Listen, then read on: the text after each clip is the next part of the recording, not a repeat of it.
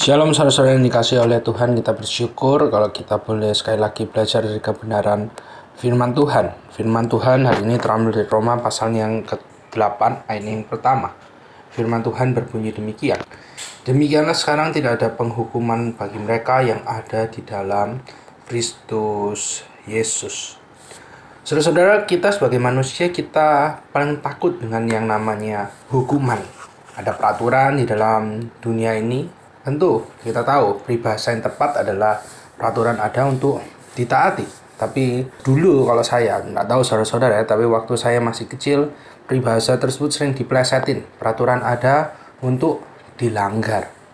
Tetapi selalu pada akhirnya dalam kenyataannya ya memang peraturan ada seringkali dilanggar. Tapi yang penting nggak ketahuan. Kalau ketahuan, kenapa? Pasti dihukum. Kita berusaha untuk mencari cara supaya kita tetap hidup nyaman, melanggar nggak apa-apa, tapi asalkan nggak ketahuan. Jadi kita nggak perlu dihukum. Tapi permasalahannya berbeda ketika kita hidup di hadapan Tuhan. Permasalahannya di hadapan Tuhan kita semua adalah manusia yang berdosa.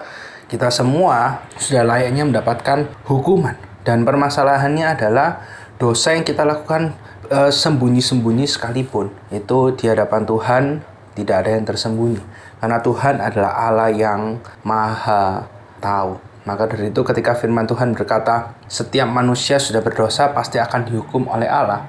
Well, itu kenyataannya bahwa tidak ada di antara kita dengan kemampuan kita sendiri yang bisa bebas dari penghukuman dari Allah karena dosa-dosanya kita. Tapi kita bersyukur karena firman Tuhan hari ini berkata bagaimana di dalam Kristus tidak ada lagi penghukuman. Saudara-saudara, ini merupakan kabar gembira buat setiap dari kita. Kenapa? Karena berarti apa yang sudah Yesus lakukan bagi setiap dari kita itu sudah sempurna. Karya Yesus di atas kayu salib mengampuni dosa-dosa yang dulu sudah pernah kita lakukan, yang sekarang sedang kita lakukan, dan yang nanti pasti akan kita lakukan. Di situ karya Kristus sempurna mengampuni seluruh dosa kita, dulu, sekarang, sampai selama-lamanya. Dan ini merupakan kabar gembira lagi. Kenapa? Karena pengampunan yang Kristus berikan bagi setiap dari kita itu tidak didasarkan pada kemampuannya kita, kehebatannya kita, kebaikannya kita. Tetapi semuanya itu hanya didasarkan pada anugerah Allah bagi setiap dari kita.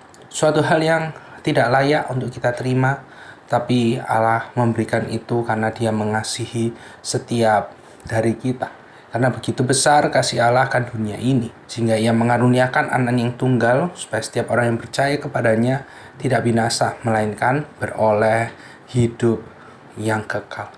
Bersyukur di dalam Kristus kita memiliki hidup yang kekal itu, tidak ada penghukuman lagi, tidak ada penghakiman lagi. Dan biarlah setiap dari kita ketika kita hidup di dalam dunia ini, kita menyadari bagaimana karya Kristus yang sudah mengampuni dosa kita, dan biarlah apa yang sudah Kristus lakukan itu senantiasa menjadi motivasi bagi kita untuk hidup memuliakannya saja. Amin. Mari sama-sama kita berdoa. Terima kasih Tuhan buat karya pengampunan-Mu yang telah menghapuskan dosa-dosa kami, yang telah menebus hidup kami, sehingga sekarang kami bisa menjadi anak-anak Allah yang Engkau kasihi. Biarlah kenyataan ini, realita ini yang terus menjadi kekuatan bagi kami, motivasi bagi kami untuk hidup memuliakan-Mu saja. Hanya dalam nama Tuhan Yesus kami berdoa. Amin.